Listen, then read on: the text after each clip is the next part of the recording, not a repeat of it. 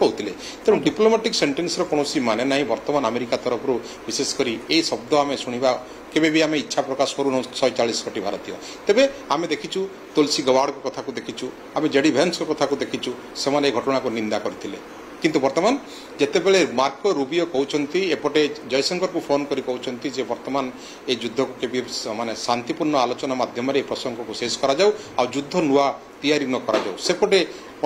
समान कथा आम देखु शहबाज शरीफ को फोन कर कहते तेणु ए समय जितेबाला इज्राएल युद्ध को पाकिस्तान डिया मारी अमेरिका सीधा सड़क डिया मारिक हथियार सप्लाई करुँच बेंजामिन नेतान्याहू को जिते यूक्रेन युद्ध में सीधा सड़क भाव में वेपन सप्लाई कर युद्धकर मनोवृत्ति नहीं से भारत को जो क्षति पहुंचाई भारतर जो मानसिक आघात होती जो बर्बरता कर हिंदू परिवार मान को पचारि पचारि मारा जाए कांड भारत भूलीज केमी कांड बर्तमान युद्ध ओहरिया कहवाटा अमेरिका आम समीचीन भावुना कारण वर्तमान जेपरी भाव में आम देखु 8 दिन भितर जो डेवलपमेंट देखा जाउछि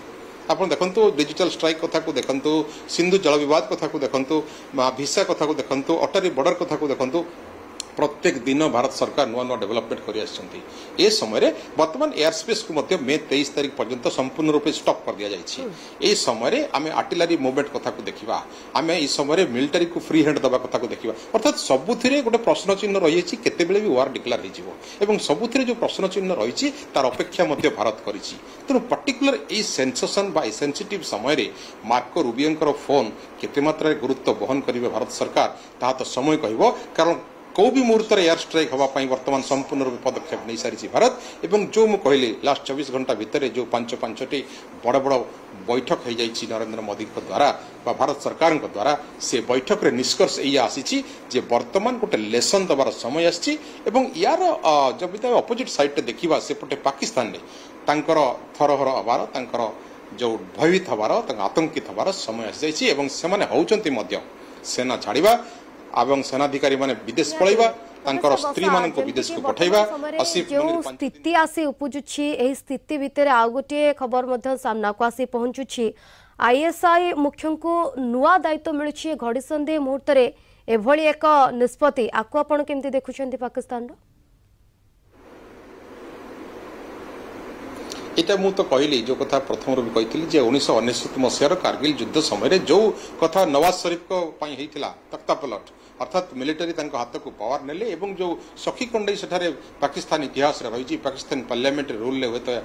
थी जे मिलिटारी आर्स particularly run the administration through जो सखी खंडई करके प्रधानमंत्री को तेणु बर्तमान शहबाज शरीफ को से चैप्टर कंटिन्यू होची से चैप्टर आम कह गोटे प्रकार रिवाइवल होची जहाँकि नवाज शरीफ को होता अर्थात वर्तमान जो आईएसआई चीफ को से करागला मुख्य एवं जो कथा वर्तमान मंत्रिमंडल भितर देखा गोटे प्रकार उत्सुम कथा आम कह देखा अर्थात से भितर आतंक देखा तेणु से वर्तमान मुनीर जो प्लान कर आसिफ मुनीर से प्लान में military will continue the power एवं प्रधानमंत्री हूँ तो लुचिबे बा दुबई पलैबे बा कौटी रहिबे ताहा तो समय कहब किंतु युद्धर जो भित्तिभूमि सजड़ा चली ए समय पाकिस्तान रे युद्ध कथा को आम देखा ना तांकर आर्टिलरी मूवमेंट रे कौन प्रकार हाँ तांकर गोटे कथा जमती आप कहले लास्ट 8 दिन है से सीज फायर उल्लंघन करछंती लास्ट 8 दिन है से बॉर्डर एलओसी प्रत्येक जगार फायरिंग करुँच तार जवाब मध्य भारत दे चली दौची तेणु वर्तमान यही परिस्थिति को देखिले लगुच आगामी 24 घंटा पाकिस्तान पाई गोटे बहुत भारी हो पाकिस्तान पाई निहाती जमती गतकाली राति आम देखीचु राफेल 4टी राफेल आपनकर सीधा पीओके रे राति सारा गोटे प्रकार रेकी करुछि यार अर्थ कौन यार अर्थ जे वर्तमान युद्ध